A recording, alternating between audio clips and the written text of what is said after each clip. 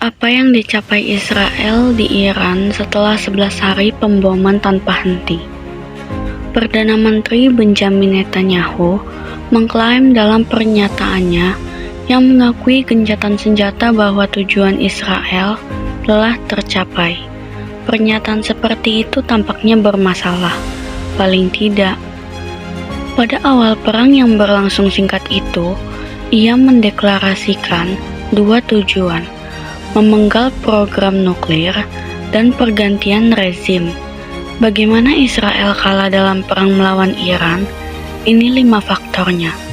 Yang pertama, program nuklir Iran tetap berjalan. Apakah program nuklir dimatikan?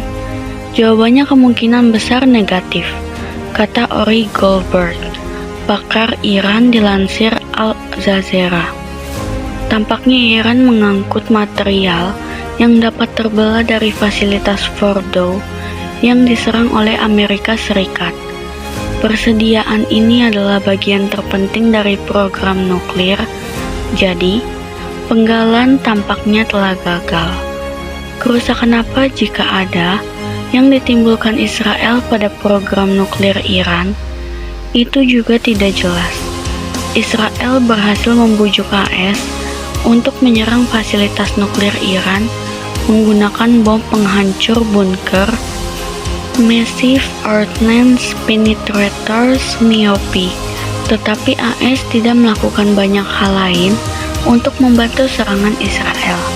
Tingkat kerusakan akan sulit dievaluasi karena Iran tidak mungkin mengizinkan akses luar, ungkap Goldberg. Yang kedua, tidak ada perubahan rezim. Pertanyaannya adalah apakah Israel telah menciptakan perubahan rezim di Iran? Jawaban singkatnya adalah Israel justru telah mencapai yang sebaliknya. Israel berusaha memicu pemberontakan terhadap rezim tersebut dengan membunuh para pemimpin militer dari berbagai struktur keamanan Iran, kata Goldberg. Strategi ini didasarkan pada keyakinan kuat Israel bahwa cara terbaik untuk mengacaukan musuh adalah melalui pembunuhan para pemimpin senior. Ini tidak pernah berhasil. Satu-satunya pengecualian yang mungkin adalah dampak kematian Hasan Nasrallah terhadap Hizbullah di Lebanon. Tetapi itu sangat berkaitan dengan dinamika politik internal Lebanon.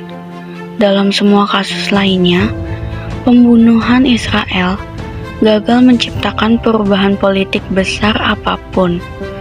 Dalam kasus Iran, pembunuhan tersebut menggalang dukungan rakyat di sekitar pemerintah. Israel membunuh para komandan senior Korps Garda Revolusi Iran, IRGC, yang mungkin merupakan elemen paling kuat dalam politik Iran saat ini, tetapi juga salah satu yang paling dibenci oleh publik Iran.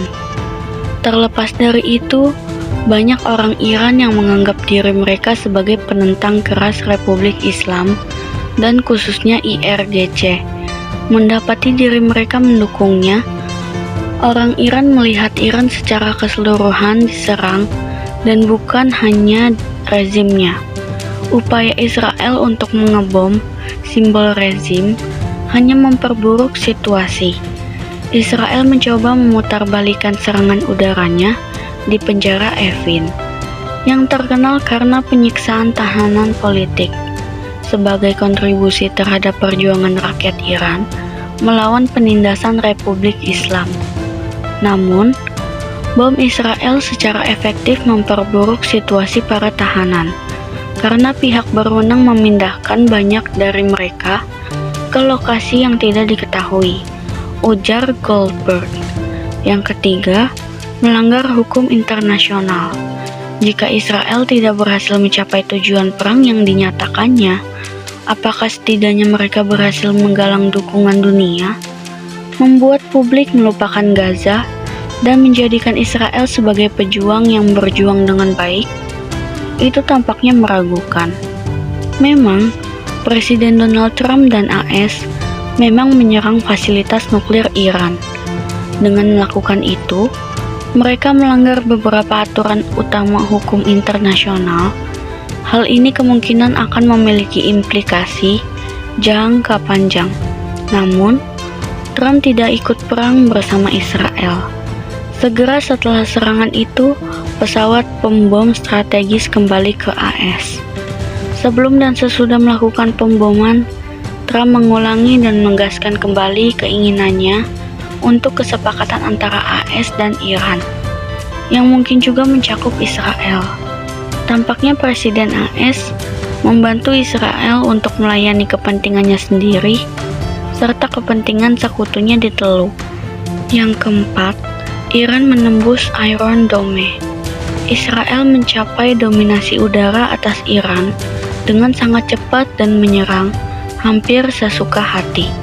Namun, rudal Iran berulang kali berhasil menembus sistem pertahanan udara Israel yang terkenal, menyerang jantung Israel dan seluruh negeri, dan melumpuhkannya sambil menimbulkan jumlah korban yang belum pernah terjadi sebelumnya, serta kerusakan besar-besaran. Papar Goldberg. Yang kelima, Iran tidak runtuh.